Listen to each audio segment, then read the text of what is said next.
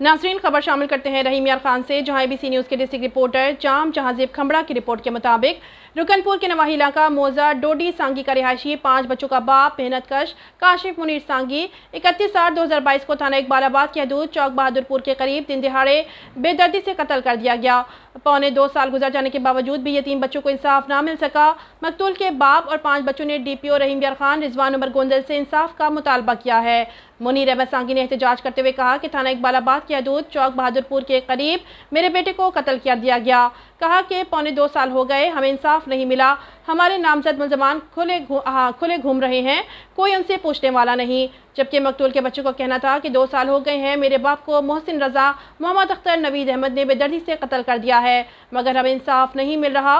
मुनीर अहमद सांगी और मकतूल के बच्चों ने एहतजाज करते हुए IG पंजाब, RPO भावलपुर और DPO रहीम यार खान से मुतालबा किया है कि खुदारा हमें इंसाफ फराम किया जाए। मैं मुनीर अहमद वल्द मोहम्मद इकमाल मौजा डोडी सांगी थाना रुकनपुर यानी कि तकरीबन पौने 2 साल का अरसा थी चुके मेरे पुत्र को अपना कत्ल कर दिया गया है, जिंदे नामजद मोहसिन ने डॉक्टर रिहायशी डोडी सांगी कौम सांगी को अर्ज करना पाया।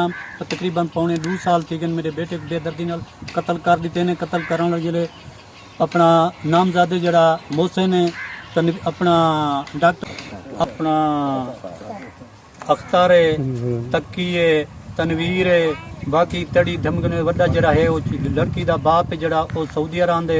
मैं एक मजदूर बंदा हाँ, 5 बच्चे ये हैं, मैं गरीब आदमी हाँ, ही वास्ते में कोई इंसाफ नहीं मिला। RPO तक DPO साहब तक ASP तक सब हर थाने ते गया, मेरी कहीं रसाई नहीं की। मैं कोई इंडिया का कह नहीं, मैं भी इथों दा हाँ, मैं हैसियत मुसलमान हाँ, तुस भी मुसलमान है, तुहाडे भी बच्चे हो सन।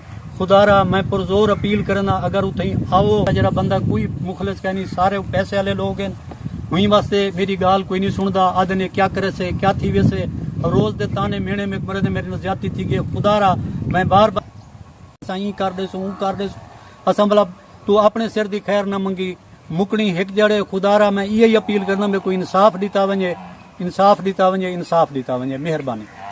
अंकल DPO जरे अबू मेरे नवीद डॉक्टर अख्तर तक्की तनवीर इन्हें अबू मेरे को मारे, इन्हें पकड़ के जेल सको तो ऐसा को इंसाफ दे।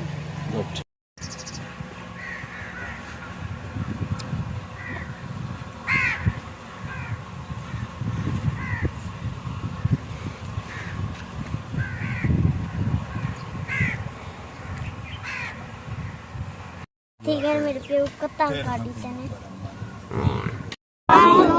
RPO साहब, DPO साहब, इंसाफ दो।